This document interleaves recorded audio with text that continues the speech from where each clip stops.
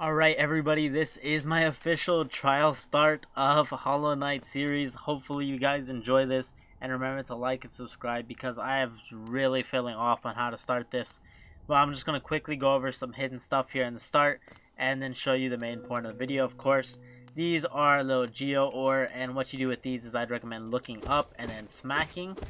These are a good spot to find Geo ore. They don't respawn, so once you mine them, they are gone.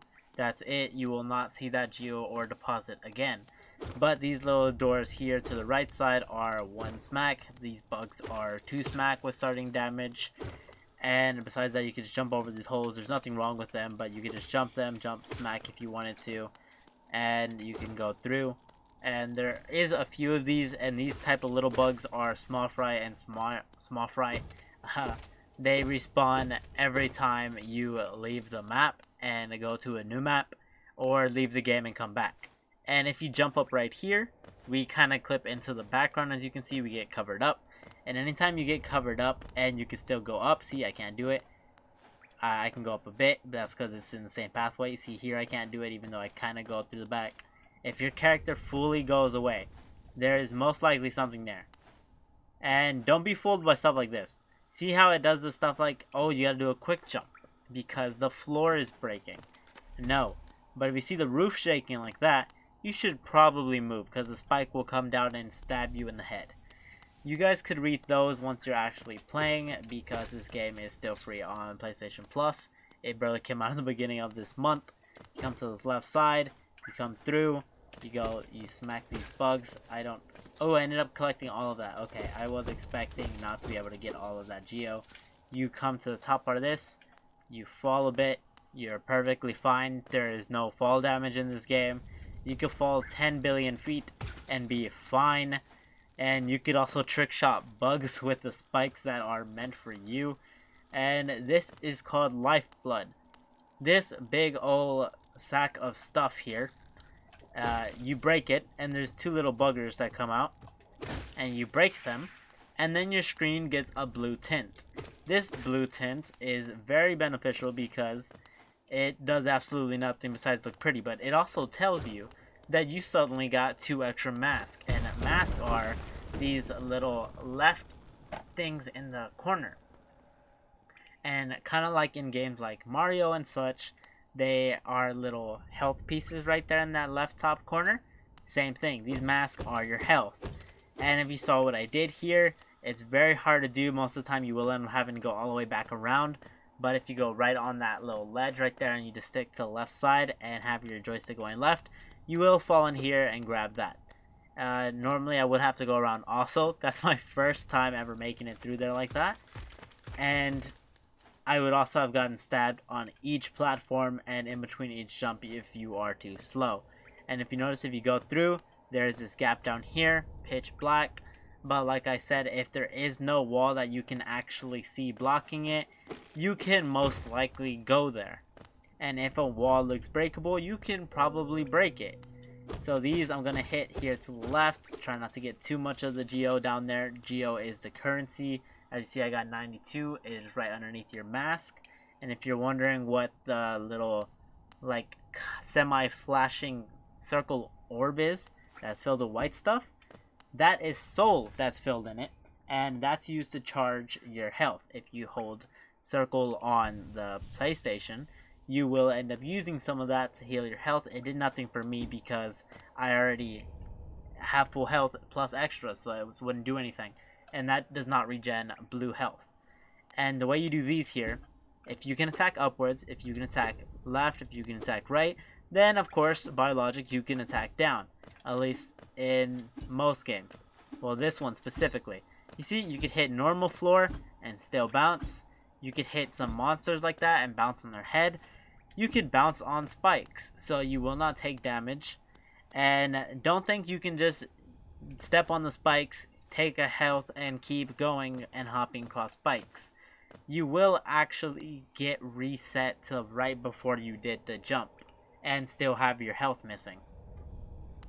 You can read this if you want to. It is a hidden one, so I'm going to have you guys actually do this. If you make it here, it's not very hard, but the jumping downwards will take a few tries, most likely if you're new. And this is the first time you'll see something really creepy and like kind of a red aura. It has like this, I'm assuming, worm thing in the background. And you pick up this, which is using inspect, which is just your left joystick, and flick it up. And to open chests, you literally just smack them.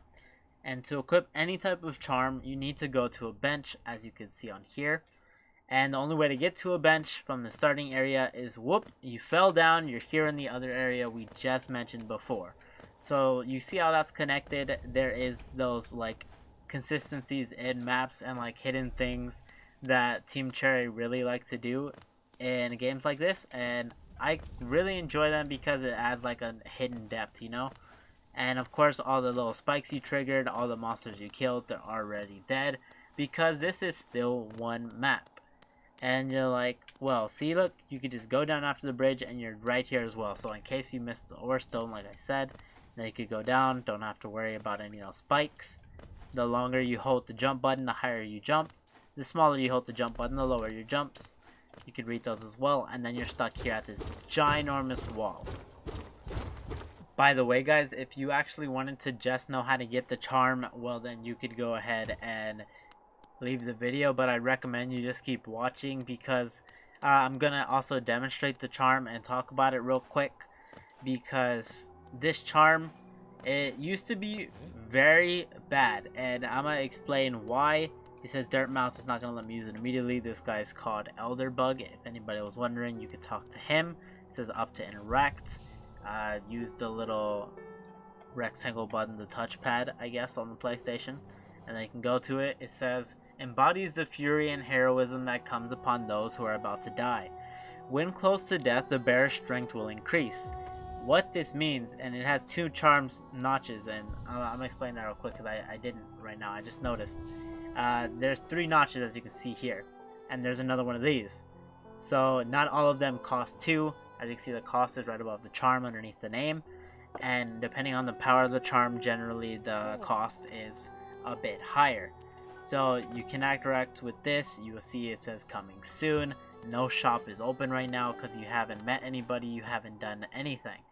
So to start the game, you fall into a well, which some people surprisingly might not get because, well, who wants to fall in a well to start the game? Most players who play other games probably won't notice, or heck, if you play other games you probably will notice. That's the only thing you could possibly do.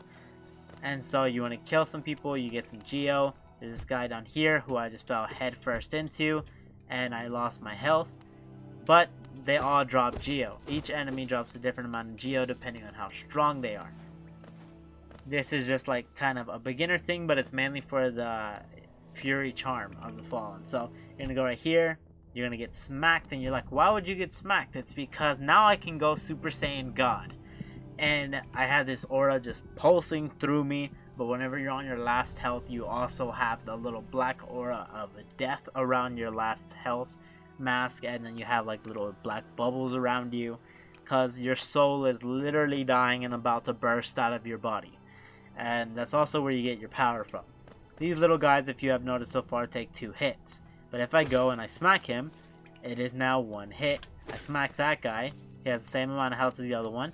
It's 1 hit. Once you come through, there are new enemies on this left side. You could go either left or right, but I'm coming over here just to show you guys. These guys are also normally 2 hits, but you can jump, smack them, and boom, he is dead. You have to be super careful though, because if you get smacked, you will die. And when you get smacked, this will happen. You see? I turn into a ghost.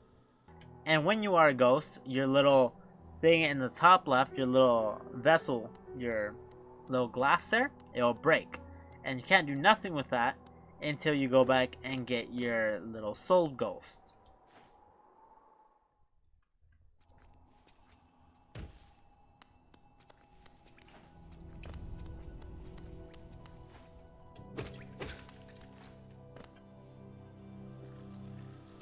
Besides just your ghost, I skipped so we're already right back here. Okay, besides just your ghost, which died below me, which if you look down, look, let's see, you can look down a bit and you can literally look down without having to get too close. So that's a good thing. But your ghost actually freaking hates your guts. It just tried to hit me, it missed, but I got it back, and you can see I'm getting plus Geo, because each time you die, all your money stays with your ghost. Your ghost is super greedy, so don't let it keep any of your money. Make sure to go back and get it, and if you forget where it is because you're exploring, don't worry, there's a map guide you can eventually find. See, look, there's a crack. That's another example of a hidden area that you can't go to yet. See what I'm saying with the hidden paths here? But anyway, remember to like and subscribe. I hope you guys enjoyed the video and the little demonstration. This used to have a really bad little counter to it. So instead of your attack doing an extra plus damage, it would still do the plus damage, but it would end up taking away 2 of your mask. So you would need like an odd amount of health, because I have 5. If you had 6 health, then you would not want to use this, because you would not get the damage buff. You would not get the red on the screen. You would not get none of that, because you are not at 1 health. You are not at the brink of death. You technically have 2 health, even though you would still die in 1 hit. So that was ridiculous. And there's a thing called over charming, because I have 3 notches. And if I put on 2 charms, like force put on 2 charms, I'll explain that in a later video when I have charms besides just this one. It will actually have a little purple glow around your mask, and that will also cost 2 lives. So if you had this and the purple thing on, at one point there was a thing where it would take away 4 mask, and that was a way earlier build of the game. So you don't have to worry about that now. This charm is more beginner friendly now. I'd recommend it. You will get like nail charms, which is what I'm hitting with, your slash, to make that even stronger. And without being on 1 health, it is still a 75% increase according to like the wiki and stuff. I'm not sure how to test the 75% increase, because they take 2 hits to kill, and if you're hitting with 1.75 damage, guess what, it's still not dead, so it's still 2 hits. So you might be able to test that if I fought something big and just stayed off of 1 health. But it's a lot harder to test this beginning area where everything's 2 hits. So I can't test that now, but for sure they take only 1 hit once you're at 1 health. So thank you guys for watching. Till next time, peace, and hope you guys are enjoying Hollow Knight. This is going to be like a beginner series. Thanks for watching.